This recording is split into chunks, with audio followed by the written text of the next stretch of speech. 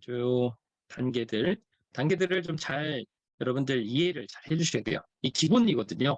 암호 통신을 위한 기본적인 절차들이니까 초기 이니셜 핸드쉐이킹을 통해서 키잉이 이루어진 다음에 그 다음에 이제 암호 통신한다는 것이죠.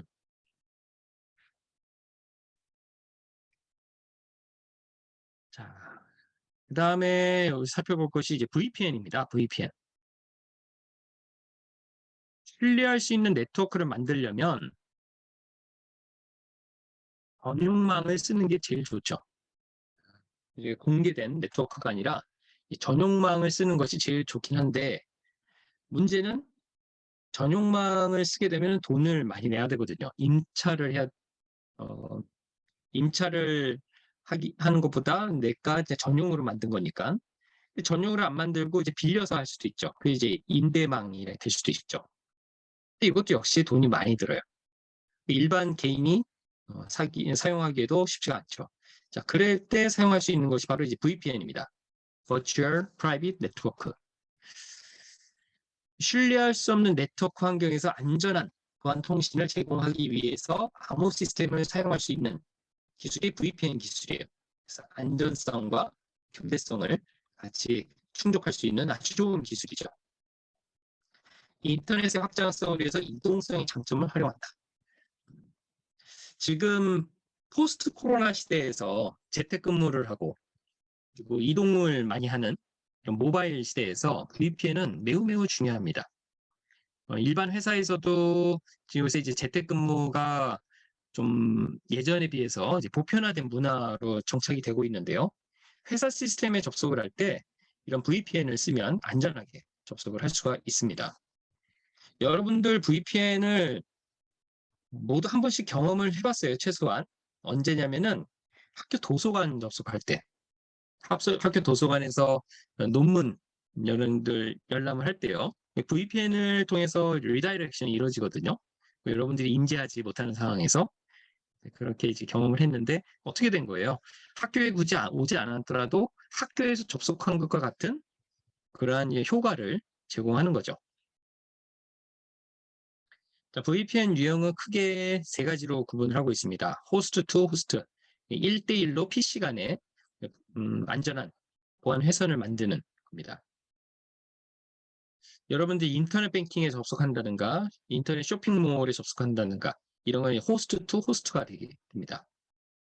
두 번째, 리모트 액세스 VPN은 원격으로 사이트 네트워크에 접속한다. 그러니까 여러분들 학교 도서관에 접속해서 논문을 무료로 다운로드 받을 수 있는 이런 것들이 리모트 액세스 VPN이 되는 것이에요. 다음 사이트 투 사이트 VPN은 개별적으로 접속하는 것이 아니라 그냥 전체적인 사이트하고 사이트 간에 안전하게 VPN으로 전용망을 구현해 준 것이죠. 가상적으로. 자, 이걸 이제 그림으로 보여주고 있는 것입니다.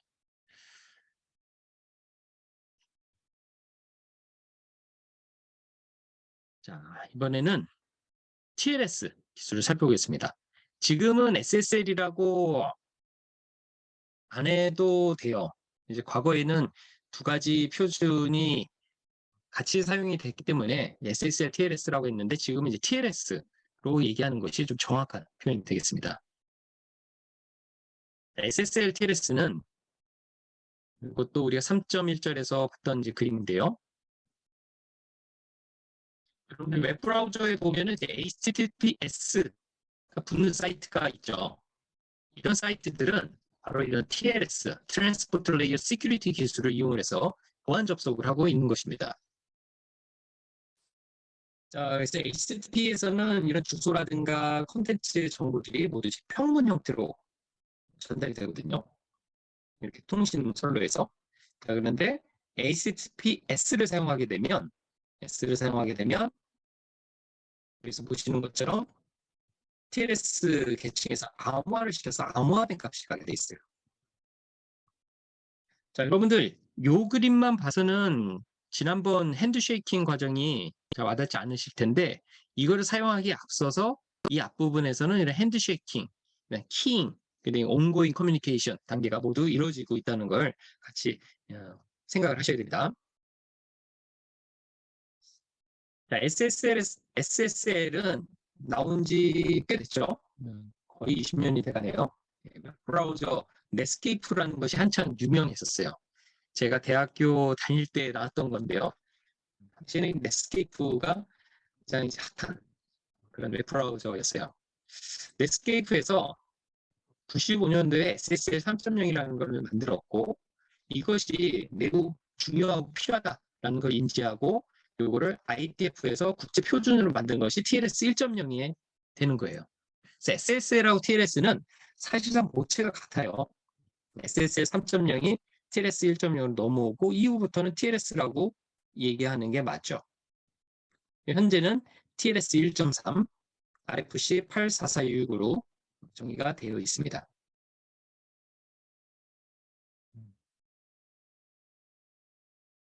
TLS의 역할. TLS의 역할은 크게 세 가지로 얘기를 하고 있습니다. 첫 번째, 기밀성.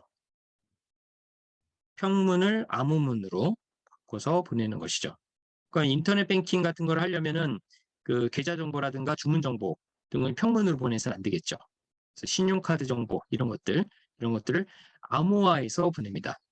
자, 방법은 뭐예요? 우리가 그동안 살펴본 것처럼 대칭키 암호 기술을 이용을 해서 암호화를 시켜요. 자, 그러면 대칭키를 사용하기 위한 키는 공개키 암호 기술을 쓰거나 DP-힐만 키 익스체인지를 쓰면 되는 것이죠.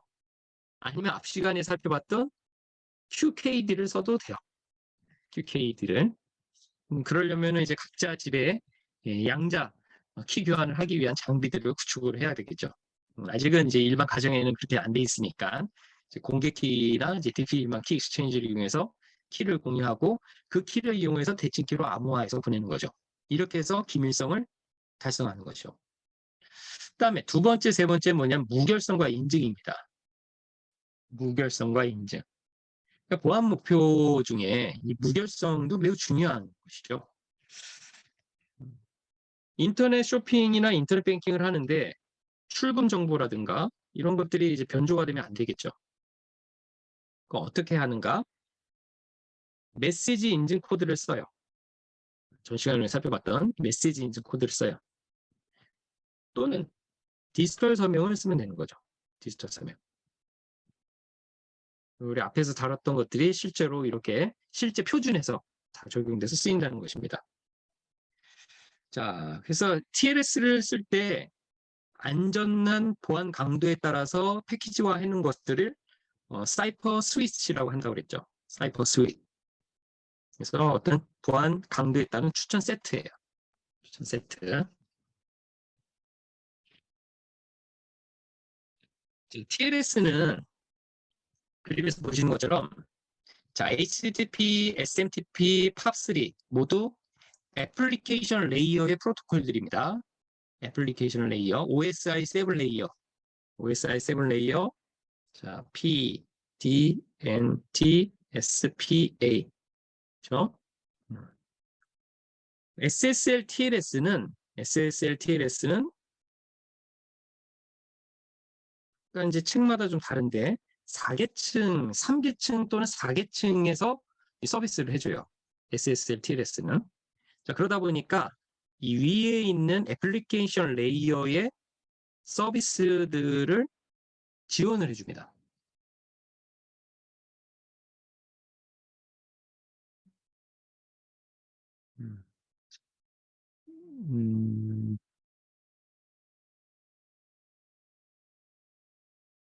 네. 네. 자, 그래서 다양한 서비스들이 여기에 이제 연관돼서 서비스가 될 수가 있는 것이죠.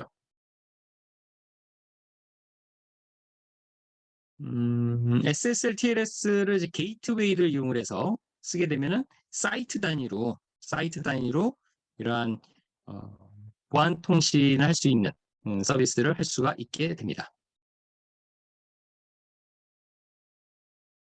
자, 그다음에 살펴볼 것은 이제 IPsek입니다. IPsek. IPsek은 이제 SSL TLS하고 서비스를 제공하는 위치가 달라요. 그거는 이제 다음 슬라이드에서 비교를 하면서 보겠습니다. 네네, 여기 있군요. 제가 아까 이거 좀 헷갈렸어요. 자, IPsek과 TLS, IPsek과 TLS를 좀 비교한 겁니다. IP 시큐리티를 줄여서 IPsek이라고 하거든요. 자, IP 프로토콜이 몇 개층의 용어예요? 3계층 용어죠. 그렇죠? 3계층 용어. 자, 그냥 그림에서 보는 것처럼 IPsek은 어느 계층에 존재하냐면은 OSI 7 레이어에서 3계층에 있는 존재예요. 3계층.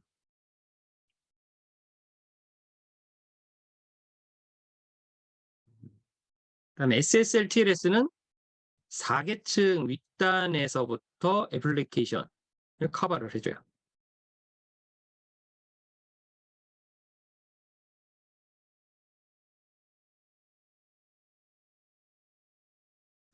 밑에 이제 특성 비교를 보시면은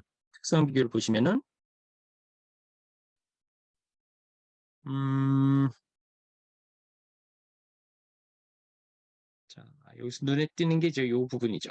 컴플렉시티하고 익스펜스. 컴플렉시티하고 익스펜스는 복잡도와 이제 비용이라고 볼 수가 있는데요. SSL TLS는 로우어 되어 있고 IPsek은 하이어라고 되어 있습니다. 이게 왜 그러냐면 이제 위에 그림하고 연관돼서 이해를 하면 돼요. 여러분들 레이어 3에서 IPsek을 쓰겠다라고 하는 것은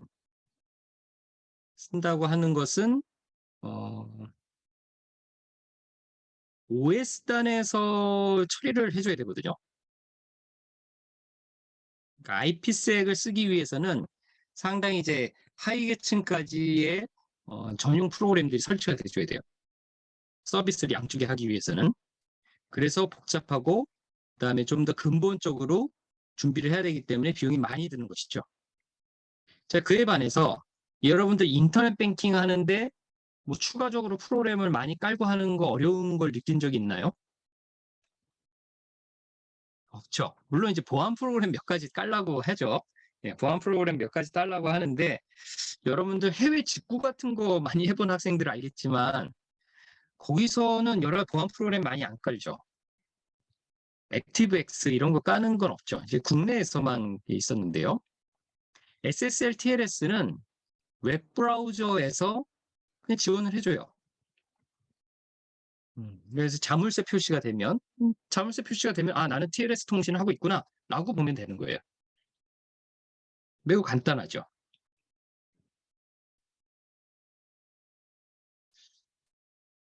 자, 그 다음 단계 보면은 레이어 오브 오퍼레이션이라고 돼 있는데 서비스하는 계층이 좀 다르다는 거죠. 서비스하는 계층이. SSL TLS는 트랜스포트 레이어 4계층 이상, 그리고 IPsek은 3계층, 인터넷 레이어라고 돼 있는 TCP/IP 모델에서는 이제 인터넷 레이어, OSI 7 레이어에서는 3계층에서 동작을 합니다. 자, Transparently Protect or Higher Layer Traffic이라고 돼 있는데 이 얘기가 뭐냐면은 이 얘기는 얘네들은 애플리케이션에 좀 의존적이거든요. 디펜던트 하거든요.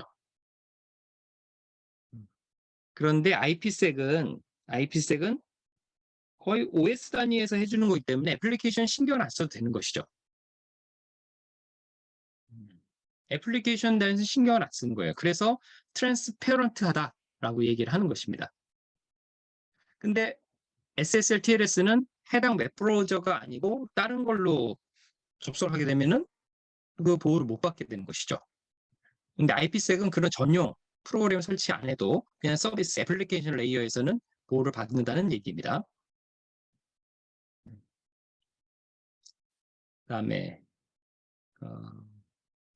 버전 4하고 버전 6에 대한 부분은 좀 이견이 좀 있는데 이거는 책에서는 좀 이렇게 돼 있고 여기서 좀 중요한 게 지금 트랜스포트와 터널이라는 모드 부분을 IPsek에서는 아주 중요하게 살펴봐야 돼요.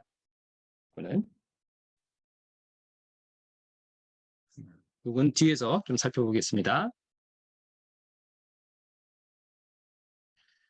자, IPsek하고 TLS에 대한 비교 내용이 좀 계속 나오고 돼 있는데 이 내용들은 이 두 가지를 잘 구분을 하는데 아주 중요한 내용이니까 다시 살펴보겠습니다.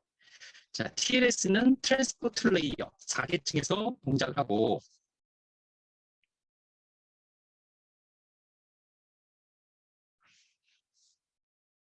그다음에 이 SSL TLS에 올라갈 수 있는 응용 체계만 보호를 한다는 거예요. 올라가는 체계만. 아까 이게 그림에서 봤던 것처럼 뭐 팝3다, SFTP다 해서 TLS하고 연관이 되는 플러그인 형태로 연관이 되는 그런 애플리케이션만 지원을 해줘요. 근데 IPsek은 어떻게 되냐? 3계층인 네트워크 계층에서 동작을 하는데 얘는 그 위에 단들은 투명하게 모두 보호를 해줄 수 있다는 거예요. 그렇게 할 수 있는 이유가 IP 패킷과 IP 패킷 데이터 필드 영역을 모두 보호해주기 때문에 그래요. 여기 인캡슐레이션이 들어가면서 모두 보호가 되는 것이죠. 그러니까 이제 그 위에 있는 응용 계층이나 전송 계층에서는 별도로 조치를 안 해도 IPsek의 보호를 받을 수 있다는 것입니다.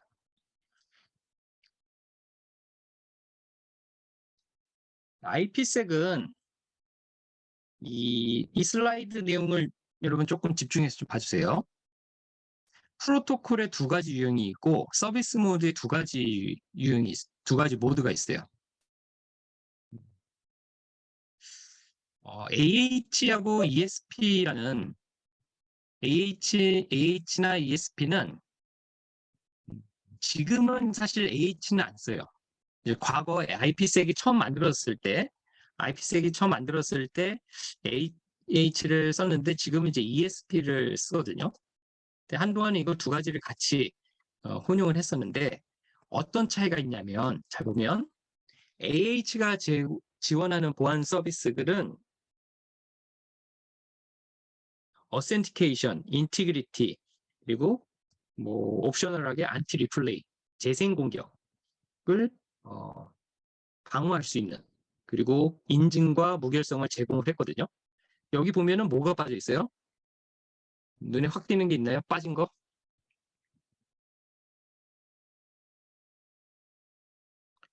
기밀성 보호가 없어요. AH에는 기밀성 보호가 없습니다. 그래서 AH를 지금은 안 써요. AH가 없었던 기밀성을 제공하는 것이 바로 ESP 프로토콜부터예요. Encapsulating Security Payloads라고 되어 있는데 보면은 Confidentiality, 기밀성 보호가 들어갔죠. 자, 나머지는 AH에서 했던 거 그대로 해주는 거예요. 그럼 뭐가 더 좋아요? 당연히 ESP 쓰는 거죠. 그래서 여러분들은 IPsec 하면 ESP만 생각하시면 돼요. 근데 지금은 아마 이 두 가지를 묻지는 않을 거예요. 한 2, 3년 전만 해도 AH냐 ESP냐 좀 구분을 했는데 지금은 이제 구분의 의미가 별로 없죠. 근데 이런 게 있었다 정도는 기억을 좀 해주는 게 좋겠죠. 자, 그다음에 중요하게 지금 살펴볼 게 바로 서비스 모드. 서비스 모드는 트랜스포트 모드하고 터널 모드 두 가지가 있습니다. 트랜스포트 모드와 터널 모드. 트랜스포트는 호스트 사이를 보호한다는 것이고 터널 모드는 게이트웨이 사이의 통신을 보호한다라고 되어 있어요. 말로 이게 잘 와닿지 않는데요. 오른쪽 하단 그림을 좀 봅니다. 오른쪽 하단 그림. 오른쪽 하단 그림이 ESP 프로토콜을 쓰는 IPsek의 서비스 모드를 비교해주는 그림이에요. 자, 그림을 한번 보세요. 자, 트랜스포트 모드는 지금 ESP 헤더가 이렇게 붙어요. 이렇게 붙으면서 원래 있던 IP 헤더는 그대로 남겨둡니다. IP 헤더를 그대로 놔두는 이유는 IP 헤더까지 암호화를 시켜버리게 되면 어디로 전송할지 알 수가 없잖아요. 그래서 트랜스포트 모드는 IP 영역을 뺀 나머지 부분만 암호화를 시켜요. 그래야 제대로 전달이 되겠죠. 그래서 호스트 사이의 통신을 보호한다는 얘기예요. 호스트 사이.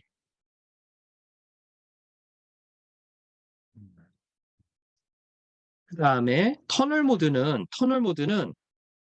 그게 아니라 IP까지 원래 있었던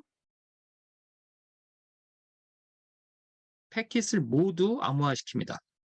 자, 그러면은 어디로 가는지 모른다고 그랬잖아요. 그래서 어떻게 하냐? new IP 헤더를 붙여요. 새로운 IP 헤더를 붙여주는 거예요. 자, 새로운 IP 헤더를 붙였대요.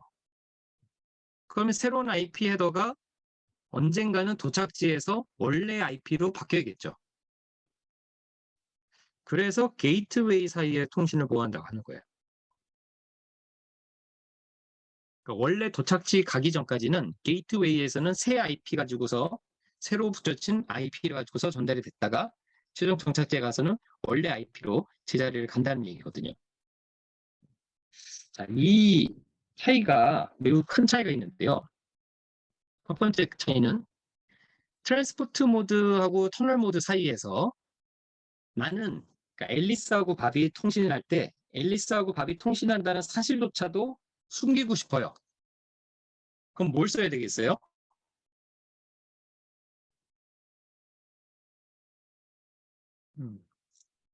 터널 모드를 써야 돼요. 누가 어디로 가는지까지 감추기 위해서. 그렇지 않다면 트랜스포트 모드를 쓰면 돼요. 앨리스하고 밥이 통신하는 건 알겠는데 두 사람이 무슨 통신 내용 하는 거는 몰라. 이 정도로 충분하다 하면은 트랜스포트 모드를 쓰는 거죠. 그렇죠?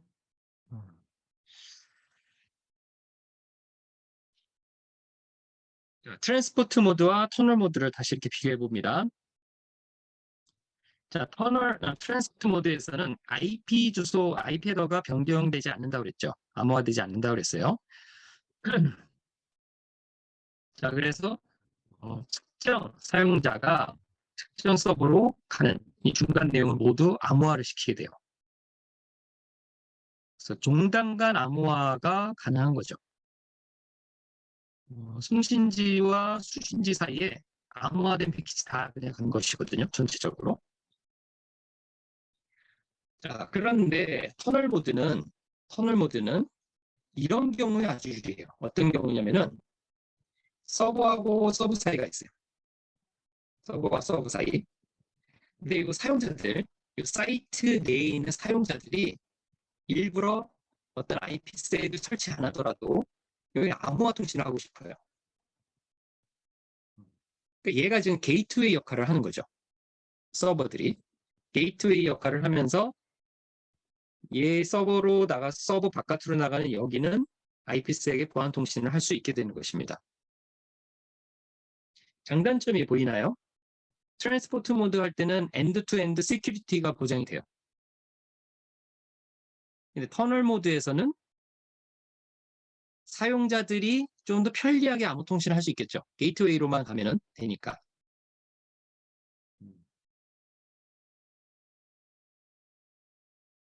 자, 그러면 어떤 게 좋을 것 같아요? 상황마다 좀 달라요. 상황마다 다른데 터널 모드는 문제가 하나 있어요. 터널 모드는 뭐냐면 여기죠. 게이트웨이에 들어가기 전까지는 암호화가 안 돼 있어요. 그럼 공격자는 어딜 공격해야 되겠어요? 여기 공격하는 거죠. 터널 모드는 어떤 관리 차원이나 편의성 측면에서는 좋은데 이렇게 게이트웨이가 아닌 영역에서는 보호를 받지 못하는 문제가 있어요.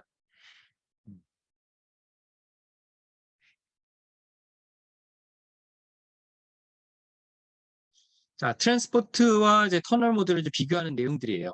그래서 이 내용들을 이제 앞에서 얘기한 것처럼 좀 생각하면서 표에 있는 내용들을 잘 살펴보시기 바랍니다.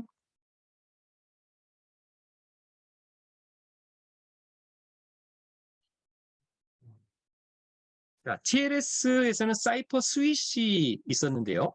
IPsek에서는 Security Association이 사용이 됩니다.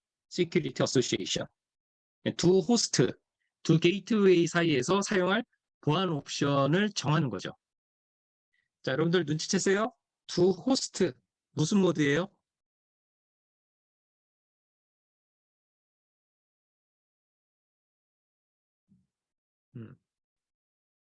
트랜스포트 모드, to 게이트웨이 무슨 모드죠? 터널 모드, 그렇죠? 오케이. 네, 턴업 모드. 네. 네. 음.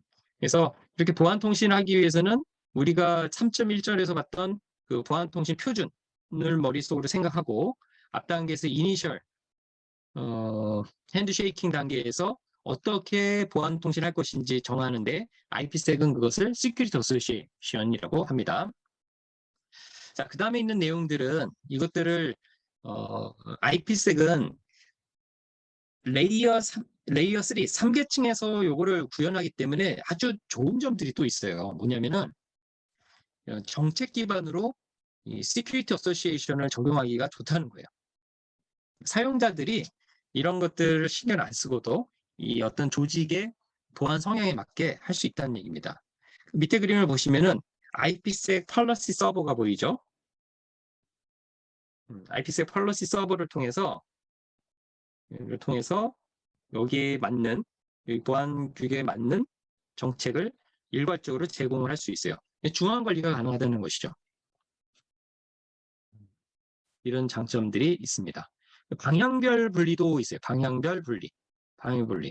방향별 분리는 뭐냐면은 밑에 그림을 보시면은 A에서 B로 갈 때의 Security Association하고 B에서 A로 갈 때 Security Association이 비대칭적으로 정의가 돼도 된다는 얘기입니다. 비대칭적으로. 그럼 여기서 비대칭이라는 게 뭘까요? Confidentiality, Integrity, 그다음에 Authentication. 여기는 Availability가 아니에요. 요거에 대해서 레벨을 각각 다르게 할 수 있다는 얘기예요. 자, 예를 들면은 여러분들이 학교 포털에 접속할 때, 물론 그거는 IPsek은 아니겠네요. 하고 아까 안 맞으니까 도서관으로 해야겠구나. 도서관에 접속을 해서 논문 검색을 하는데 논문 검색을 할 때 IPsek으로 이제 리다이렉션이 이루어지게 되는데 여러분들이 학교에 접속해서 리다이렉션에서 논문을 보는 때에 시큐리티 어소시에이션하고 논문 데이터베이스가 여러분들한테 논문을 제공할 때의 시큐리티 어소시에이션은 같을 필요는 없어요. 그래서 이렇게 좀 비대칭적으로 서로 다른 보안 수준을 적용할 수 있는 그런 유리한 점들이 있습니다. 자, 참고로 이제 종단과 암호화, 그다음 링크 암호화라는 표현을 소개를 하는데요. 이거는 이제 각각 트랜스포트 모드, 그다음에 터널 모드에 해당되는 얘기예요. 보통 이제 종단 간 암호화라고 하면은 네트워크 계층부터 이제 응용 계층까지 이루어지는 것들을 의미하고요. 그리고 송신자 단말에서 수신자 단말까지 모두 암호화 통신이 되는 것을 얘기해요. 중간에 있는 중간 노드는 중계만 하는 것이 그 안에 있는 내용까지 보지는 않습니다. 자, 근데 라우팅 정보가 암호화되지 않기 때문에 트래픽 분석에 취약하다. 자, 이 얘기는 아까 앞에서 봤던 트랜스포트 레이어에서 IP 헤더가 그대로 남아있는 것처럼 앨리스가 밥하고 통신을 한다. 이런 것들을 이제 트래픽 분석이라고 그래요. 트래픽 어널리시스라고 하는데 그 내용은 모르지만 트래픽 자체가 있다는 걸로도 이제 뭔가 이제 정보를 탈취한다는 것이죠. 자, 링크 암호화는 물리 계층과 데이터 링크 계층에서 이루어진다라고 이제 할 때 이제 얘기를 하고요. 터널 모드로 암호화를 해서 IPsek을 쓰게 되면 중계 노드에서 고코화 암호화가 이루어지게 돼요. 이게 왜 그러냐면 아까 그림에서는